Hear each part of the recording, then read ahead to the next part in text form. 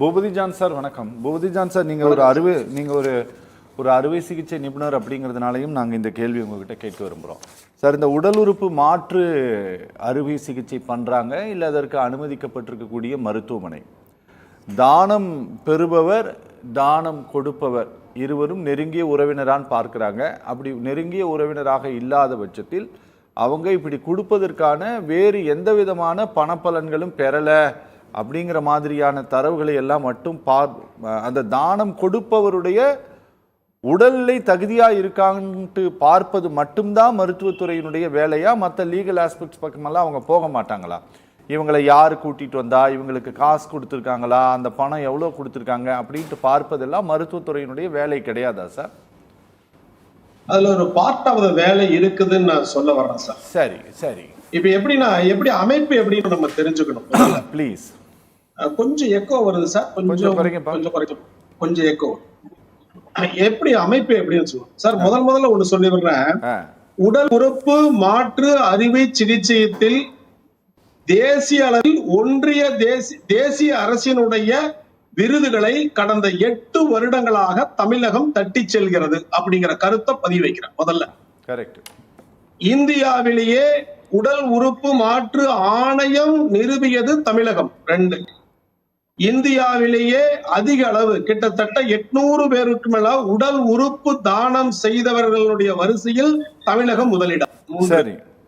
இந்தியாவிலேயே இருதயம் மற்றும் நுரையீரல் மாற்று அறுவை சிகிச்சை உடல் உறுப்பு அறுவை சிகிச்சை நடக்கிற மாநிலம் தமிழ்நாடு, அதுவும் குறிப்பாக சென்னை. இது எல்லாம் ஒரு ஒரு புள்ளி விவரத்துக்காக சொல்றேன் சார். எப்படி அமைப்புல எப்படி பண்றாங்க அப்படின்னா, உறுப்பு மானிய அறுவை சிகிச்சை சட்டம், அதாவது 99 வந்துச்சு, 2011 வருது. அதை அமெண்ட் பண்ணி போர்ஸ் கொண்டு வருது 2014. சரி. 2014க்கு முன்னாடி இந்த உடல் உறுப்பு தாறுமாறா வந்துருந்துச்சு. யாரு வேணாலும் கொடுக்கலாம், யாரு வேணாலும் புரோக்கர் எல்லாம் விளையாண்டுகிட்டு இருந்தானுங்க. சரி. 2014க்கு பிறகு அது படிப்படியாக குறைக்கப்பட்டு தமிழகத்திலே ஏதாவது ஒரு இடமோ 2 இடத்திலோ நடக்கக்கூடிய அளவிற்கு மிக மிக மிக மைக்ரோ லெவல்ல சுருங்கி விட்டது. இது எப்படி பண்றாங்க அப்படின்னா சார், முதல்ல இந்த committee, Tamil Nadu government committee form போட்டிருக்கு. அதாவது யாரு தலைவர் அப்படின்னா, ஒண்ணு இந்த director of medical education, director of medical service, MMCD, இந்த 3 பேர் சேர்ந்த கமிட்டி கேஎம்சில கூடுது. ஒவ்வொரு வாரமும் வெள்ளிக்கிழமை கூடுது. சரி. இந்த கமிட்டி கிட்ட எந்தெந்த ஹாஸ்பிட்டல் எல்லாம் இந்த உடல் உறுப்பு மாற்று அறுவை சிகிச்சை நாங்க பண்றோங்க மருத்துவமனை அப்படின்னா அதுக்கு அப்ளை பண்ணணும். அந்த கமிட்டி அந்த ஆஸ்பத்திரி இன்ஸ்பெக்ட் பண்ணி இது தகுதியான மருத்துவமனைன்னு சர்டிபிகேட் கொடுக்கும். அப்படி சர்டிபிகேட் இந்த ஹாஸ்பிட்டல்ல தான் அந்த உடல் உறுப்பு மாற்று அறுவை சிகிச்சை நடக்கும். அதற்கடுத்து யாருக்கு முதல்ல எடுக்கிறாங்கன்னா ரத்த உறவுகள் சார். அதாவது அம்மா கொடுக்கலாம், அப்பா கொடுக்கலாம், பையன் கொடுக்கலாம், மகள் கொடுக்கலாம், 2வது குழந்தைகள் கொடுக்கலாம், பேர குழந்தைகள் கொடுக்கலாம். இந்த மாதிரி ரத்த உறவுகள்லாம் முதல்ல எடுப்பாங்க. சரி. அப்படி ரத்த உறவுகள் யாரும் இல்ல, ஆனாலும் ஒரு நோயாளிக்கு கண்டிப்பாக அறுவை சிகிச்சை செய்து உயிரை காப்பாத்தி ஆகணும். அப்படின்னா ஒருத்தர் டோனார் வர்றாரு அப்படின்னா, நான் கொடுக்க வர்றேங்க அப்படின்னா, அதுல எந்த விதமான ஒரு கமர்ஷியல் வியாபாரத்தன்மையோ வியாபார நோக்கமோ சூதோ வாதோ எதுவுமே இருக்கக்கூடாது. சட்டம் சரியாக சொல்லுகிறது. சட்டம் 5 வருடத்திலிருந்து 10 வருடம் அவர்களுக்கு சிறை தண்டனை கொடுக்கப்படும்.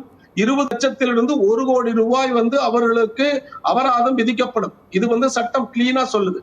அப்ப யாரு கொடுக்கலாம் அப்படின்னா, ஒண்ணு ரத்தம் சம்பந்தப்பட்டவர்கள், அப்ப ரத்தம் சம்பந்தம் இல்லாதவர்கள்.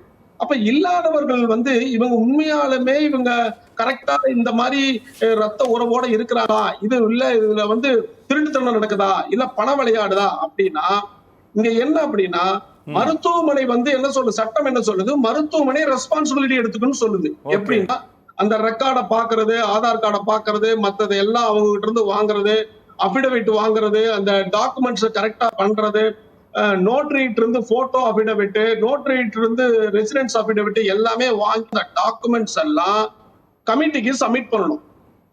தமிழ்நாடு அரசினுடைய சப்மிட் பண்ண பிறகு கமிட்டி என்ன பண்ணும், அதை ஸ்க்ரூட்டனைஸ் பண்ணி இது எல்லாம் சரிதானா அப்படின்னு ஒரு லெவல்ல தான் பார்க்க முடியும். சரி. ஒருவேளை கமிட்டிக்கு இந்த ஆதார் கார்டோ இவங்க கொடுத்திருக்கக்கூடிய ஐடென்டிட்டி கார்டோ இல்ல இதெல்லாம் சந்தேகம் வந்தால் கமிட்டி என்ன பண்ணும், அங்க இருக்கக்கூடிய காவல்துறைக்கு என்ன பண்ணும், தகவல் கொடுக்கும். தகவல் கொடுத்து இதுல வந்து சந்தேகம் இருக்கிறது, இந்த இந்த டிரான்ஸ்பிளான்ட் இந்த பேஷண்ட்டுக்கு இது சந்தேகம் இருக்குது, நீங்க பாருங்க அப்படின்னு அந்த லெவலோட கொடுத்து நிறுத்திக்கும். ஆனா இந்த இந்த டாக்குமெண்ட் கரெக்டா இருக்கா, ஃபோர்ஜரி டாக்குமெண்ட் பண்றாங்களா இல்ல மாற்று தகவலை கொடுத்துறாங்களா அப்படிங்கறத தீர்மானிக்கிறது வந்து கமிட்டி கிடையாது. சார் எனக்கு ஒரே ஒரு சந்தேகம் மட்டும் சார், அதை தயவு செஞ்சு சொல்லுங்க சார். இப்போ நீங்க சொன்னதை போல ஒரு 2 கமிட்டி இருக்குது சார், 2 கமிட்டி, அதாவது ஆத்தரைசேஷன் கமிட்டி ஆஃப் டிரான்ஸ்பிளான்டேஷன், அது ஒன்று தான் நீங்க சொன்னீங்க வெள்ளிக்கிழமை கூடுதுன்ட்டு, கரெக்டுங்களா சார்? கண்டிப்பா. சார் இன்னொன்று நேஷனல் லெவலில் இருக்கு இல்லையா, national organ and tissue transplant organisation சொல்லிட்டு அதையும் வந்து அந்த சதீஸ்வரன் அப்படிங்கிறவர் ரெஸ்பாண்டன்ட் ஆக்கியிருக்காரு இதில். சார் இது வந்து உடல் உறுப்பு தானத்திற்காக யாராவது ஒருத்தங்க பதிவு பண்ணி அவர்களுடைய உறுப்புகள் எடுத்து அது டிரான்ஸ்பிளான்ட் பண்ணும்போது மட்டும்தான் இவங்களுடைய வேலையா? இப்போ நானே ஒரு நெருங்கிய உறவினரை கூப்பிட்டு வரேன், எனக்கு உடம்பு முடியல, இப்போ நான் ஹாஸ்பிட்டல் அட்மிட் ஆகிருக்கேன், எனக்கு ஒரு ஆர்கன் ஃபெயிலியர் ஆகிருக்கு, நான் ஒருத்தங்களை கூட்டிகிட்டு வரேன் அப்படின்னா அப்படி மாற்றும் போது அதற்கு ஏதாவது விதிகள் மாறுதா சார், இல்லை அதுவும் இது இந்த கண்ட்ரோலுக்கு கீழே தான் வருதானே, இந்த ஆர்கன் டிரான்ஸ்பிளான்டேஷன் கமிட்டி கீழே தான் வருதா? இதுக்கு கீழே தான் வருங்க. இப்போ உதாரணத்துக்கு வந்துங்க, இப்ப நான் வந்து அட்மிட் ஆயிட்டேன், இந்த மாதிரி எனக்கு மாற்று அறுவை சிகிச்சை நடக்கணும்னா நான் கமிட்டியில அப்ரூவல் பண்ணிருக்கணும், நான் வந்து போட்டு அந்த ரெஜிஸ்டர்ல என்ட்ரி போட்டுறணும். இல்ல சார் எனக்கு சார் இல்ல எனக்கு ஒன்றும் புரியல. ஒரே ப்ரொசீஜர் தான். அதாவது இப்போ நான் மருத்துவமனையில் அனுமதிக்கப்பட்டிருக்கிறேன் சார், எனக்கு வந்து ஒரு ஆர்கன் ஃபெயிலியர் ஆயிடுச்சு, இந்த ஆர்கன் எனக்கு மாற்று அறுவை சிகிச்சை வேணும், ஆர்கன் வேணும்ட்டு நான் வந்து முறைப்படி பதிவு பண்ணணும். ஆமா, பதிவு பண்ணி நான் காத்திருக்கணும். ஒருவேளை அந்த காத்திருக்கக்கூடிய காலகட்டத்தில் என்னுடைய உறவினர் யாராவது இது தானம் கொடுக்க விரும்பினால் அப்போ வேணா மருத்துவமனை அதை கன்சிடர் பண்ணுமா, இல்ல அதை அக்செப்ட் பண்ணிக்குமா? இல்ல கன்சிடர் பண்ணும். இப்ப நீங்க ஒரு ஹாஸ்பிட்டல் பிரைவேட் ஹாஸ்பிட்டல் அட்மிட் ஆயிட்டீங்க, பிரைவேட் ஹாஸ்பிட்டல் ஒரு ரெஜிஸ்டர் மெயின்டைன் பண்ணணும், அது அப்ரூவ்ட் ஹாஸ்பிட்டலா இருக்கணும். சரி, அந்த அப்ரூவ்ட் ஹாஸ்பிட்டல் வந்து ரெஜிஸ்டர் மெயின்டைன் பண்ணுவாங்க, எல்லா ரெஜிஸ்டரும். அந்த உங்களுடைய டாக்குமெண்ட்ஸ் ரெஜிஸ்டர் எல்லாம் அந்த ஹாஸ்பிட்டல் வாங்கி வச்சுக்கிட்டு அந்த ஹாஸ்பிட்டல் வந்து அத்தனை ரெக்கார்டையும் கமிட்டியில சப்மிட் பண்ணிரும். சரி, கமிட்டி வந்து அத்தனை ரெக்கார்டையும் ஸ்க்ரூட்டனைஸ் பண்ணோம். ஸ்க்ரூட்டனைஸ் பண்ணிட்டு நீங்க கமிட்டியில அப்பீர் ஆகணும். அதாவது அப்பீர் ஆக முடியலன்னா உங்களுடைய ரிலேட்டிவ்ஸ் யாரும் அப்பீல் ஆகலாம், இல்ல ஹாஸ்பிட்டல் அட்மிட் ஆனா கமிட்டி மெம்பர்ஸே வந்து கூட பார்க்கலாம். ஹாஸ்பிட்டல்ல வந்து இது உண்மையாலுமே அட்மிட் ஆயிருக்கிறாங்களா, கரெக்டா இருக்கலாம், கமிட்டி மெம்பர்ஸே வந்து செக் பண்ணுவாங்க. அப்போ கமிட்டியில போயிட்டு ஹாஸ்பிட்டல் வந்து டாக்குமெண்ட்ஸ் அத்தனை டாக்குமெண்ட் கமிட்டி கொடுத்துரும். கமிட்டி வந்து அந்த டாக்குமெண்ட்ஸ் எல்லாம் ஸ்க்ரூட்டனைஸ் பண்ணும். அப்போ அப்ரூவல் கொடுக்கும். அந்த அப்ரூவல் லெட்டர் வந்து நேரா ஹாஸ்பிட்டலுக்கு தான் கொடுப்பாங்க, பேஷண்ட்டுக்கு கொடுக்க மாட்டாங்க. இந்த பேஷண்ட் வந்து நீங்க வந்து ஆபரேட் பண்ணலாம்னு வந்து ஹாஸ்பிட்டலுக்கு போக அந்த அப்ரூவல் ஆர்டரை வச்சுக்கிட்டு அந்த ஹாஸ்பிட்டல் வந்து அறுவை சிகிச்சை பண்ணலாம். இதுதான் முறை. ஓகே சார், நாங்கள் நிகழ்ச்சியினுடைய தொடக்கத்தில் இருந்தே இது வந்து சிறுநீரக மாற்று விவகாரம் அப்படின்ட்டு மட்டும்தான் நாங்கள் இதை போட்டுட்ருக்கிறோம் சார். இது எந்த இடத்துலையும் நாங்கள் இது மோசடின்னு சொல்லலை. இது வந்து உண்மையிலே இந்த சிறுநீரக விற்பனை அப்படிங்கிறது இது வந்து உண்மையிலே இது மோசடி இதில் நடக்குதா சார் இங்கே பெரிய அளவில்? சார் மோசடி அப்படிங்கிறது வந்து நடந்து சார், இப்ப நடக்கலீங்களா சொல்ல முடியாது. ஏன்னா மக்கள் வந்து வறுமையில வாடும் பொழுது 1 லட்சம் 2 லட்சம் ரூபாய்க்கு கூட இல்லாம கடன் வட்டிக்காரன் தொந்தரவுனால அவன் தற்கொலை பண்ணக்கூடிய லட்சக்கணக்கான குடும்பங்கள் அப்படி இருக்கு. இந்த ஒரு கருத்தியலை, இந்த ஒரு தன்மையை வந்து புரோக்கர் கையில எடுத்துக்கிட்டு அவங்களுக்குள்ள வலைக்குள்ள போட்டுக்கிட்டு இந்த மாதிரி வியாபாரம் எல்லாம் நடந்துச்சு. எப்படின்னா 2014க்கு முன்னாடி நிறைய நடந்துச்சு. சட்டங்கள் கடுமையாக்கப்பட்ட பிறகு, விதிகள் கடுமையாக்கப்பட்ட பிறகு இதெல்லாம் வந்து ரொம்ப ரொம்ப ரொம்ப குறைஞ்சது. குறிப்பா நாமக்கல்ல பள்ளிப்பாளையத்துல கூட பாத்தீங்கன்னா கூட இதெல்லாம் முன்னாடி நடந்தது. அதாவது 25 வருஷத்துக்கு முன்னாடி நான் 30 ரூபாய் கிட்னி கொடுத்துட்டேங்க அப்படின்னு ஒரு சொல்லக்கூடிய நிகழ்ச்சிகள் எல்லாம் இதளத்துல வந்துகிட்டு இருந்துச்சு. சரி, அப்போ இது நடந்தது. ஆனால் இப்பொழுது மிக மிக மிக குறைவு. இது ஒண்ணு சார். 2 காரியத்தை சொல்லலாம்னு இருக்கிறேன். ஒண்ணு என்னன்னா, இந்த மாதிரி எந்த ஒரு மருத்துவமனையும் இது போன்று இந்த செயல்களில் நடைபெறும் பொழுது சட்ட விதிகளின்படி அந்த மருத்துவமனையே மூடுறாங்கல்ல, அத வந்து இந்திய மருத்துவ சங்கம் வந்து கடுமையாக எதிர்த்தது. ஏன் எதிர்த்தது அப்படின்னா, இப்பெல்லாம் இருக்கக்கூடிய ஆஸ்பத்திரி வந்து ஒரு நோக்கத்தோடு ஆரம்பிக்கப்பட்ட ஆஸ்பத்திரி இல்ல, அதாவது சிவில் ஸ்பெஷாலிட்டி கிடையாது.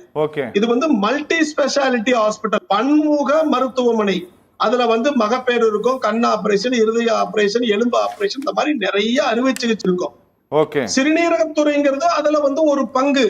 அப்போ சிறுநீரகத்துறையில் இருக்கக்கூடிய ஏதாவது தவறுகள் கண்டுபிடிக்கப்பட்டால் ஒட்டுமொத்த மருத்துவமனையை மூடுவது தவறு அப்படின்னு இந்திய மருத்துவ சங்கம் கண்டிப்பாக அதை வந்து போராடி என்ன பண்ணுச்சு, அந்த துறையை மட்டும் நீங்க பிளாக் பண்ணுங்க, அந்த துறையை மட்டும் செயலுக்கு செய்யணும்னு சொல்லியிருக்கோம். அது இப்ப நடந்துகிட்டு இருக்குது. ஒண்ணு.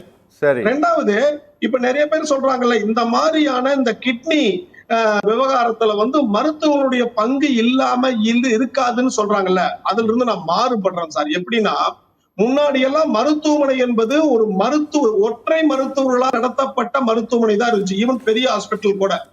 இப்ப என்னாச்சு, எல்லா மருத்துவமனைகளிலும் கார்ப்பரேட் என்று சொல்லக்கூடிய ஒரு பணக்காரர்களுடைய மருத்துவமனையா மாறி மருத்துவர்கள் அதில் வேலை செய்யக்கூடியவர்களாக மாறிவிட்டார்கள். அப்படிதான் இருக்குது. அப்படின்னா ஒரு கார்ப்பரேட் செக்டர் வந்து சில சமயத்துல அஜெண்டா கொடுக்குது, சில வந்து அவங்களுக்கு வந்து இது கொடுக்குது, அது கைட்லைன்ஸ் கொடுக்குது, இவ்வளவு பண்ணணும், இவ்வளவு செய்யணும்ட்டு. ஆக உள்ளுக்குள்ள நடக்கக்கூடிய இந்த விஷயங்கள் எல்லாம் மருத்துவர்களுக்கு தெரியாது. இன்னைக்கு சொல்லுவாங்க கார்ப்பரேட் ஆர்டர் போட்டு ஆபரேஷன் லிஸ்ட் போட்டு, டாக்டர் இன்னைக்கு 2 கேஸ் இருக்கு, 2 கேஸ் பண்ணிருங்க, அவ்வளவுதான். மருத்துவர் 9 மணிக்கு வருவாரு, 5 மணிக்கு வீட்டுக்கு போயிடுவார். அப்புறம் நைட் டியூட்டி மருத்துவர் வருவார். இதுதான் நடக்குதே ஒழிய இது போன்ற விவரங்கள் வந்து கார்ப்பரேட் மயமாக்கப்பட்ட காரணத்தினால் இது அவர்களுடைய வேலையில போயிருச்சு. மருத்துவர்களுக்கு இது தெரியாது. மருத்துவருடைய பங்கு என்பது மிக மிக குறைவு இருந்துச்சு. மருத்துவருடைய பங்கு எப்பன்னா 2014க்கு முன்னாடி, இப்பொழுது ரொம்ப ரொம்ப கம்மி அப்படிங்கறது கருத்தை 2 கருத்தை சொல்லிடுறேன் சார். சரி, ஓகே சார். ஆமா, இதுல கவர்மெண்டோட ஸ்டாண்ட் வந்து பாத்தீங்கன்னா ஓரளவு தெளிவா தெரிஞ்சிருச்சு. அவங்க வந்து கோர்ட்லயும் பதிவு செய்திருக்கிறார்கள்.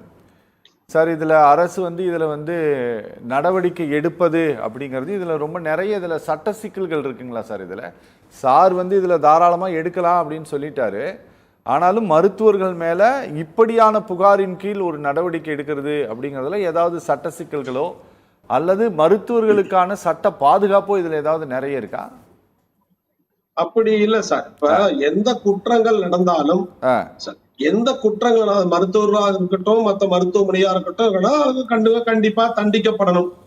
முன்னாடி நடந்துச்சு ஒத்துக்கிறோம். மருத்துவர்கள் முன்னாடி வந்து ஏதாவது மருத்துவமனை நிறைய கேஸ் பண்ணணும், சர்ஜரி பண்ணணும் அப்படின்னு சொல்லிட்டு அவங்க கொடுக்கக்கூடிய, இப்ப பேஷண்ட கூட்டு வருவாங்க, காசு கொடுப்பாங்க, அதெல்லாம் மருத்துவர்கள் கண்டுக்க மாட்டாங்க.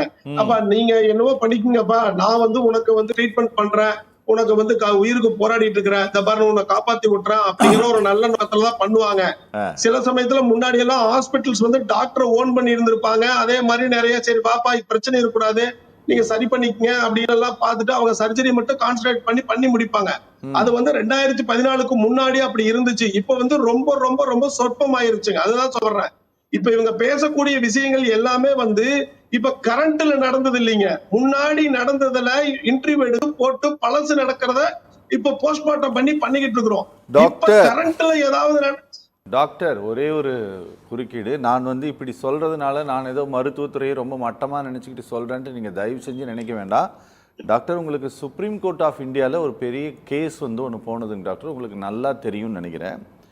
பேராசிட்டமால் மாத்திரை இருக்குல்லங்க டாக்டர், பேராசிட்டமால் மாத்திரையும் டோலோ 650ங்களா மேம், இந்த 650 மாத்திரையும் இந்த கொரோனா காலகட்டத்தில் விற்பனை செஞ்சதுல மருத்துவ மக்களுக்கு, ஆமா, மக்கள் அதை வாங்கி பயன்படுத்தியதுல 1000 கோடி அளவிற்கு 1000 கோடி ரூபா, 1 ரூபா 2 ரூபா இல்லைங்க டாக்டர்.